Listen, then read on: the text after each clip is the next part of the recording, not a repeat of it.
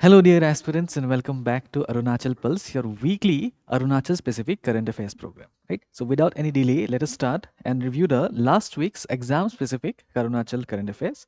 सबसे पहले शुरू करते हैं मोपिन फेस्टिवल से. You see, Mopin Festival, a very popular festival across the state, and it was recently celebrated, right? So, let us try to understand a little bit more about the festival. देखिए, ये जो festival है, it is generally celebrated by the Galo community.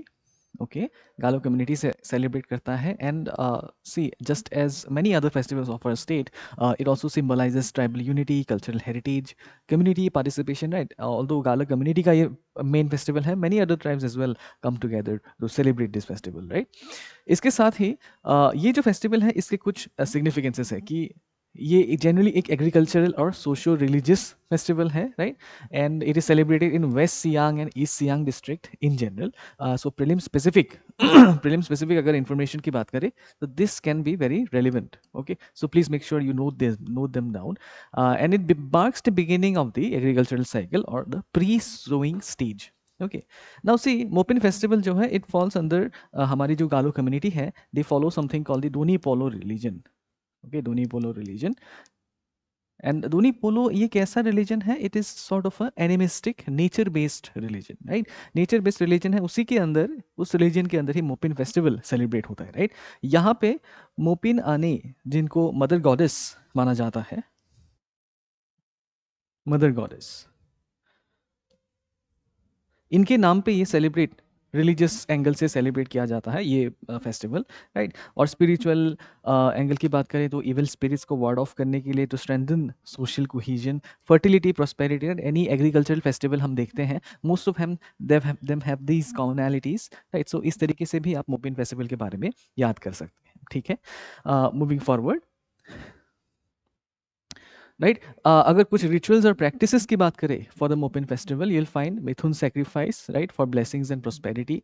एत्ते, that is the rice paste, ये भी यहाँ पे symbolise करता है purity and harmony. Popir dance यहाँ पे किया जाता है अपोंग के साथ, which is common across many of our tribes, right? Apong is the community drink and white attire representing peace and purity. ये सब चीज़ें जो है these are associated with the Mopin festival. Okay. Okay. So इसी के basis पे prelims. Okay, so let us talk about Doni Polo festival belief system as well. Doni Polo जो है it is essentially an animistic religion based on the idea of the sun and moon. यहाँ पे दोनी जो है सन को represent करता है, whereas Polo represents moon. But see, sun is the female representation, whereas moon is the male representation. ठीक है? सो this is something that you can note. Abu तानी, बहुत सारे हमारे जो तानी ट्राइब्स हैं उनके साथ ये रिलीजन एसोसिएटेड है. दिस इज इको सेंट्रिक, जैसे मैंने बोला था, एनिमिस्टिक होता है, नेचुरल एलिमेंट्स को यहाँ पे वर्शिप किया जाता है, right? And it is a part of the intangible cultural heritage of not only these tribes but the state of Arunachal and the entirety of Northeast, right? And so contemporary relevance क्या है कि हमें इन festivals को celebrate करके हमारे जो culture है उसे प्रिजर्व करना चाहिए, कम्युनिटी के कोहेजन को बढ़ाना चाहिए, राइट? एंड जिसके साथ साथ देखिए ये जो टूरिज्म का पोटेंशियल है, the more this festivals gain access to the mainstream, उतना ही ज़्यादा टूरिज्म यहाँ पे बढ़ेगा, लोगों के जो स्टीरियोटाइप्स एंड मिसकंसेप्शंस हैं वो भी दूर होंगे, right? So in from these perspectives these festivals are very very important even from your prelims perspective. Okay, so इसी के बेसिस पर एक prelims practice question दिया गया है, इसका आंसर आप कमेंट सेक्शन में दे सकते हैं. मूविंग फॉरवर्ड, रिसेंट न्यूज़ आया है कि बहुत बड़े बड़े एरियाज में कनाबिस कल्टीवेशन हो रहा था. And joint action of the forest officials, police and many locals एक साथ मिलके उन्होंने लगभग 20,000 स्क्वायर किलोमीटर्स का जो है 20,000 स्क्वायर किलोमीटर्स का एरिया डिस्ट्रॉय कर दिया है कनाबिस कल्टीवेशन. ना ये न्यूज़ अकेला इतना इम्पॉर्टेंट नहीं है, लेकिन इट इज़ इम्पॉर्टेंट कि इस किस पर्सपेक्टिव में ये न्यूज़ ये हो रहा है, राइट? यू सी, हमारी इंडिया की अगर आप बात करेंगे, specially north east, we share borders with many countries. बहुत सारे देशों के साथ नॉर्थ ईस्ट में बॉर्डर शेयर होता है, राइट? यहाँ तक आप देखेंगे अरुणाचल के साथ, यहाँ पे म्यांमार के साथ, right?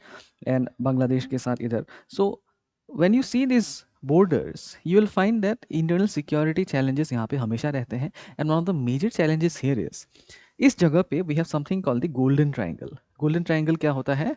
Myanmar, Laos and Thailand. Okay, so this golden triangle represents a major challenge to the entirety of Northeast. ये जो cannabis cultivation यहाँ पे जलाया गया है, this represents कि यहाँ पे एक hidden sort of shadow economy, shadow system चल रहा है, जिसके चलते ये सब चीज़ें हो रही है, right? और इन्हें dismantle करना बहुत ज़्यादा important है, इसलिए ये news बहुत ही positive है. Okay, so if you look at this entire issue, पक्के केसांग डिस्ट्रिक्ट में ये डिसमेंटल किया गया है by the combined action of the police of forest and locals, and it is a big step in curbing the illegal narcotic cultivation. Okay, now you see बाकी की चीज़ें जो है, let us understand why this news regarding narcotics is important. देखिए, अब मैंने जैसे बोला था, golden triangle, here is Myanmar, यहाँ पे थाईलैंड है और यहाँ पे लाओस है, right? This is the major hub of illegal drug trafficking. Illegal drug trafficking का ये मेजर हब है, इलीगल ड्रग ट्रैफिकिंग. इसके साथ साथ और एक मेजर हब है on the western side of India, that is known as the golden crescent, right? वो जहाँ पे अफगानिस्तान है, ईरान है, उस जगहों पे भी गोल्डन क्रेसेंट कहा जाता है. So in both sides of India's borders we have this internal security challenge that is represented in the form of illegal drug trafficking, smuggling, right? And आपको पता होगा कि अगर इलीगल ट्रैफिकिंग, स्मगलिंग हो रहा है, उसके साथ ही क्या होगा? लॉट ऑफ शैडो फाइनेंसिंग हो सकता है, टेररिज्म बढ़ सकता है, इंसर्जेंट ग्रुप्स को सपोर्ट मिल सकता है, right? So all of these things are very very interlinked. इसीलिए ये इस न्यूज़ को एक सिंगल आर्टिकल की तरह मत पढ़िए, try to understand in integrated way कि किन किन चीज़ों के साथ ये लिंक्ड है, राइट? तो ये जो पूरा गोल्डन ट्रायंगल के साथ प्रॉक्सिमिटी है, इसकी वजह से drug trafficking risk, transit to corridor usage and transit corridor usage and local cultivation hotspots बनते हैं, जैसे कि हमने देखा पाके केसांग डिस्ट्रिक्ट में. ओके, इसके लिए क्या है हमारे पास फ्रेमवर्क्स जो इन चीज़ों को एड्रेस करें? देखिए, one of the most important acts in India against drugs and psychotropic substances is the national drugs and psychotropic substances act. Okay, ये national drugs and psychotropic substances act, इसको हम एनडीपीएस एक्ट भी बोलते हैं. It is the let us say pivotal legislation as far as controlling and providing provisions of controlling drug trafficking is concerned. ये जो है cultivation, possession, trafficking prevent करता है, सीजर, सर्च और डिस्ट्रक्शन को इनेबल करता है, जैसे कि यहाँ पे हमने देखा, एंड इंटर एजेंसी कोऑर्डिनेशन को ये बढ़ावा देता है, राइट? सो अगर आप इन सब चीज़ों की बात कर रहे हैं, wherever you see those kind of news, please try to remember कि इस तरीके के जो एनडीपीएस एक्ट्स हैं, इसके भी आप एक बार रिवाइज ज़रूर कर लीजिएगा, ठीक है? एंड नाउ सो ऑब्वियसली ये ड्रग्स कल्टीवेट हो रहे हैं, आपने अभी डिस्ट्रॉय कर लिया, but why is it being cultivated? ऐसा क्यों हो रहा है, right?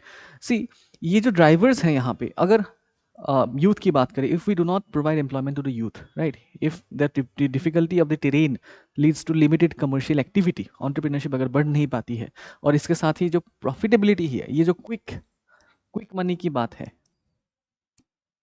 all of these things become drivers for these sort of cultivations, right? And इसका इम्पैक्ट क्या होता है कि ड्रग अब्यूज़ बढ़ जाता है, ऑर्गेनाइज क्राइम के साथ लिंकेजेस हो जाते हैं. मैंने जैसे गोल्डन ट्रायंगल बताया है, that is also a hub of organise crime, right? So इसका वे फॉरवर्ड क्या होगा कि हमें बॉर्डर मैनेजमेंट को और ठीक करना पड़ेगा, हमारे जो पोरस एरियाज हैं इन्हें बेहतर मैनेज करना पड़ेगा. यहाँ के लिए स्मार्ट बॉर्डर मैनेजमेंट सिस्टम है, स्मार्ट बॉर्डर मैनेजमेंट सिस्टम को इंप्लीमेंट करना पड़ेगा, राइट? ऑल्टरनेटिव लाइवलीहुड्स प्रोवाइड करने पड़ेंगे, difficult terrain head of connectivity को बढ़ावा देना पड़ेगा, right? So all of these things comprehensively अगर हम देखेंगे, होलिस्टिक डेवलपमेंट अगर हम करेंगे, then we can very well address the issues related to drug trafficking. Okay, I hope that is understood. तो इसी के बेसिस पे एक प्रीलिम्स प्रैक्टिस क्वेश्चन दिया गया है, इसका आंसर आप कमेंट सेक्शन में दे सकते हैं. Moving on, Union Cabinet, see, this is a news related to mega hydropower projects. Arunachal May, in the recent times, we have seen a lot of focus, dedicated focus by both the state and the center in developing and realizing the potential of hydroelectric power in Arunachal Pradesh, right?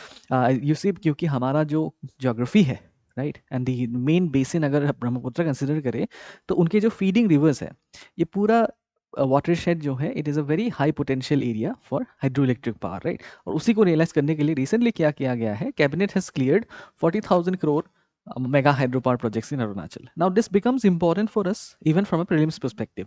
ये जो नाम है इन hydropower projects के कौन कौन से districts में ये आ रहे हैं, इनकी capacity क्या है, right? These things, this sort of information is very relevant from a prelims perspective. Okay, तो देखते हैं इसे. Okay, so ये project approve हुआ है 40,000 का, right?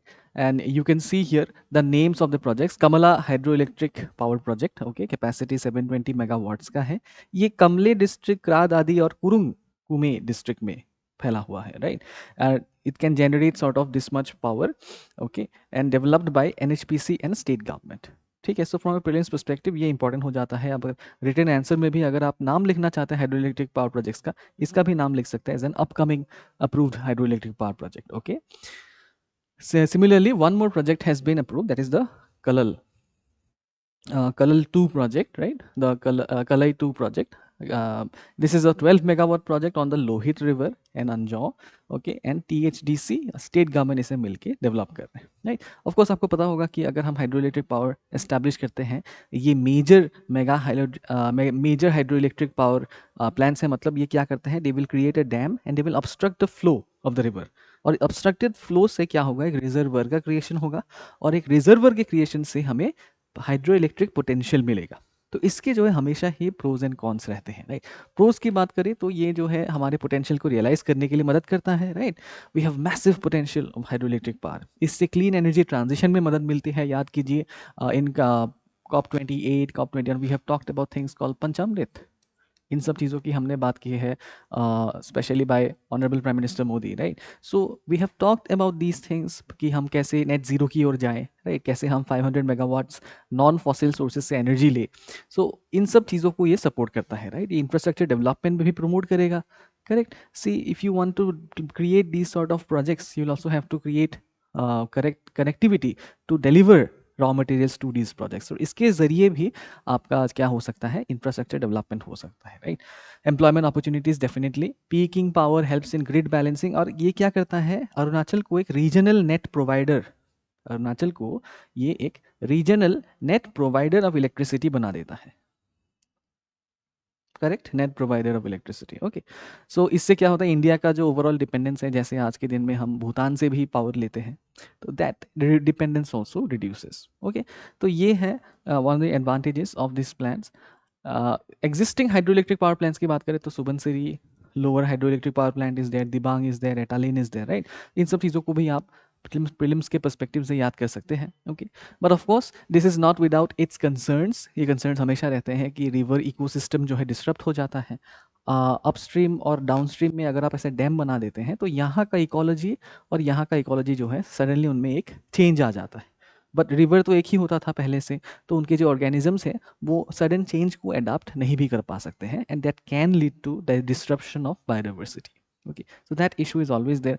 कम्युनिटी डिस्प्लेसमेंट देखिए, यहाँ पे आप डैम बनाएंगे, इधर तक पानी आ जाएगा.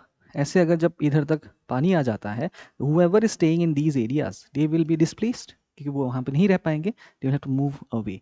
So community displacement, it is in fact one of the biggest points of friction as far as construction of mega hydroelectric power plants is concern, right. तो इनके लिए भी हमें सोल्यूशंस ढूंढने हैं, करेक्ट. साइस्मिक रिस्क रहते हैं. देखिए, the entirety of Himalayas has been declared as a zone 5, correct. तो ये जो है हमेशा इसका रिस्क तो रहता ही है, और क्यूमुलेटिव बेसिन इम्पैक्ट्स इसमें हो सकते हैं, right. Now please think about it कि इसके लिए क्या किया जा सकता है, ओके. रिसेंटली आपने देखा होगा कि एनवायरमेंट इम्पैक्ट असेसमेंट पे बहुत जोर दी जा रही है. Something called the environment impact assessment, right. environment